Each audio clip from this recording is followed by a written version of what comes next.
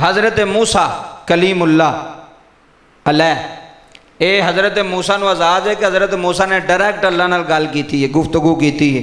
हुण लोकां नूं पता सी कि हज़रत मूसा अल्लाह नाल कलाम करते हैं। एक गुनाहगार बंदा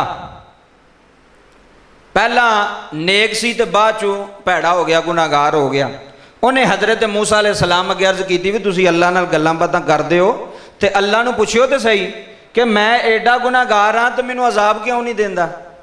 हुण सुनियो गल, मैं एडा गुनाहगार हाँ मैनूं तबाह क्यों नहीं करदा, मेरे ते अजाब नाज़िल क्यों नहीं करदा। पहला मैं नेक सा हुण गुनाहगार हाँ, अजाब क्यों नहीं होंदा।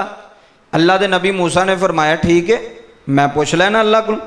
वो जदों कोहे तूर ते गए, उहदा पैगाम पहुँचाया खाल के कायनात नूं, मालका वो तेरा बंदा जिहड़ा पहला नेक सी बाद विच हुण गुनाहगार हो गया, वो आंदा मैं गुनाह करना मेरे ते अजाब क्यों नहीं होंदा।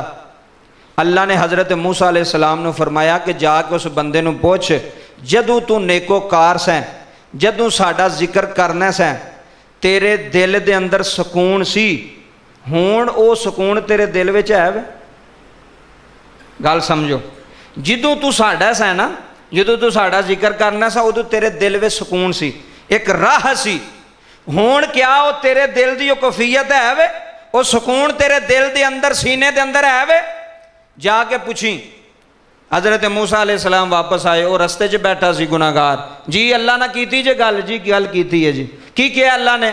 उन्हें कहा जी अल्लाह ने कहा उस बंदे नूं पुछ भी जदों पहलां तू साडा जिक्र नेकियां दे विच करना सै उदों तेरे दिल विच सुकून सी, क्या हुण तू जिक्र करना वो सुकून तैनूं मिलदा। उन्हें कहा जी वो सुकून तो नहीं मिलता।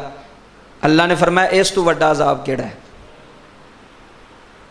इस तू वड्डा अजाब किहड़ा कि तेरे दिल दी अंदर सुकूनत नूं अल्लाह ख़त्म कर दे, तेरे दिल दे चैन नूं अल्लाह ख़त्म कर दे, अंदर हलचल मची होवे, अंदर दौड़ लगी होवे। अल्लाह ने फरमाया साडा अजाब है कि बंदा नमाज भी पढ़े तो सुकून ना लभे। सोचो ना कदी बंदा कुरान भी पढ़े तो सुकून, कई बार बंदे आंदे ने यार कुरान भी पढ़ने नमाज भी पढ़ने सुकून कोई नहीं, चैन कोई नहीं। ये अल्लाह का बहुत वड्डा अजाब है, कोदा जिक्र भी बंदा करे तो अंदर सुकून ना आवे। अल्लाह ने फरमाया यही तेरे ते अजाब है साडा कि जदों नेक सैं उदों तू जिक्र करना सा, अल्लाह अल्लाह करना सा, तेरे दिल में सुकून सी, तेरे दिल दे अंदर राह सी। हुण असां वो चीज़ तेरे दिल विचों कढ छड्डीए, और राह तेरे दिल विचों कढ छड्डीए। लो जी अगली गल बड़ी जरूरी और अहम गल सुनिया जे, और ये गल्लां होंदियां ने नसीहत वास्ते, ये गल्लां होंदियां ने सबक वास्ते, नसीहत वास्ते गल्लां होंदियां ने।